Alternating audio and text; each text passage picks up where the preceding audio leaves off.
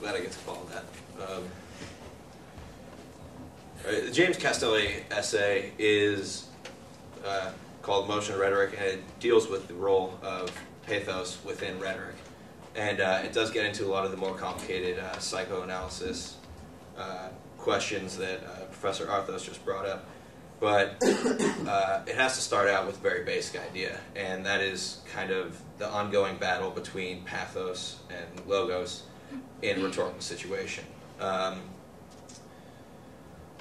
While exploring this idea, you have to set up a list of criteria, I guess, by how you are going to judge the success of a rhetorical situation, which is really done by looking at when logos and pathos should be used in the context of that situation. So in doing so, Castelli is going to go into exploring the appropriateness of using emotion or using reason in a given situation, and effectively trying to find what the desired interaction between an audience and a rhetor is, whether you want the audience to be passive or whether you want an extremely active audience. To do this first, he kind of goes over the three basic ancient or general philosophical ideas concerning emotion and rhetoric. And of course, there are always the two far extremes, which would be extremely for the use of emotion and extremely against the use of emotion within a rhetorical situation. The ancient philosophers uses to argue for the use of emotion within rhetoric is Gorgias. And he has kind of an almost pessimistic point of view towards rhetoric, which would be summed up almost by ends justify the means. His idea is kind of that within rhetoric you're going to use either logos or pathos, and if you use logos, you're going to be manipulating facts to have the audience come to your side, or you're going to use pathos, which is going to be manipulating the audience's emotion to come to your side. Either way, if you achieve what you're trying to do in your speech or in your rhetoric, you're successful, and that's what really matters. But he believes that the use of emotion is far more important and is far more powerful, so you might as well use the more powerful force. And a great example of this would be post 9/11, the world we live in. Whether it's going to Afghanistan or Iraq, George Bush would just use emotion because to him the ends justify the means. He would play on our anger or our fear and really leave out reason.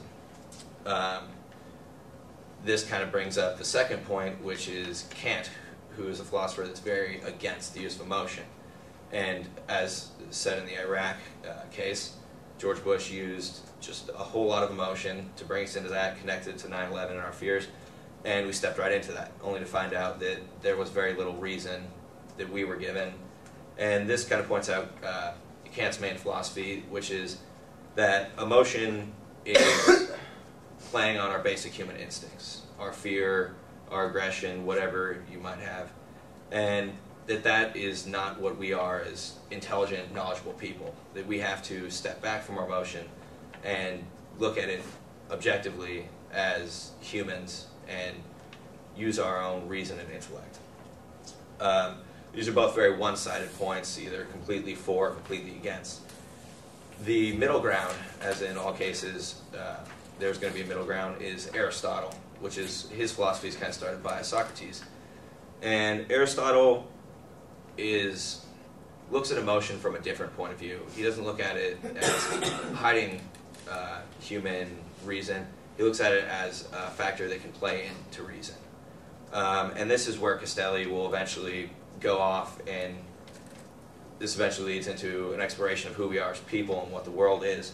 But his main idea is that we can look at a situation with reason, with cause, but we shouldn't entirely throw out what it means or what our emotions mean in a situation. If we look at our emotions from an intelligent point of view and think, why are we having these emotions, why am I thinking these, and how our past affected us, that is really going to give us self-knowledge into what we think we should act from the situation.